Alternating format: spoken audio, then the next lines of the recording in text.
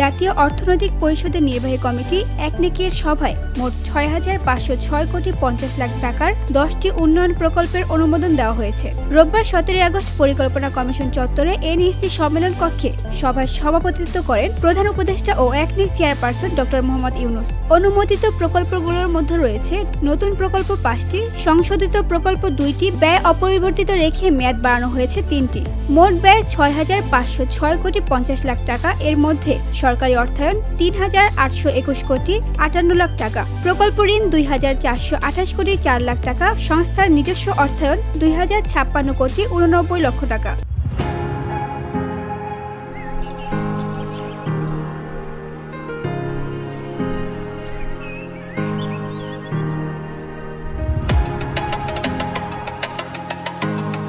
সভায় অনুমোদিত প্রকল্পগুলো হল কৃষি মন্ত্রণালয়ের আধুনিক প্রযুক্তি সম্প্রসারণের মাধ্যমে রংপুর অঞ্চলে টেকসই কৃষি উন্নয়ন, বিদ্যুৎ, জ্বালানি ও খনিজ সম্পদ মন্ত্রণালয়ের বাপবিবর শিল্প এলাকায় ৩৩/১১ কেভি আউটডোর উপকেন্দ্রের আধুনিকায়ন ও ক্ষমতাবর্ধন, শিল্প মন্ত্রণালয়ের কেরু অ্যান্ড কোম্পানি লিমিটেডের বিএমআর দ্বিতীয় সংশোধিত, শিক্ষা মন্ত্রণালয়ের রবীন্দ্র বিশ্ববিদ্যালয় বাংলাদেশ স্থাপন, স্বাস্থ্য ও পরিবার কল্যাণ মন্ত্রণালয়ের 5টি মেডিকেল কলেজ হাসপাতাল, burn and plastic surgery unit স্থাপন, ডাক ও টেলিযোগাযোগ মন্ত্রণালয়ের চট্টগ্রামের মিরসরাই অর্থনৈতিক অঞ্চলে টেলিযোগাযোগ নেটওয়ার্ক স্থাপন,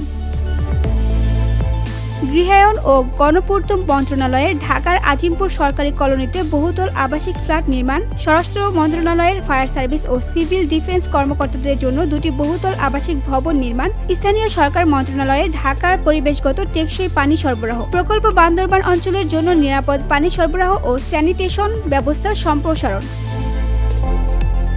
এসব প্রকল্প বাস্তবায়নের মাধ্যমে দেশের অবকাঠামোগত উন্নয়ন, কৃষি ও শিক্ষা বিস্তার, স্বাস্থ্যসেবা এবং নাগরিক সুবিধা আরও বিস্তৃত হবে বলে আশা করছে সরকার। VOD Bangla news desk.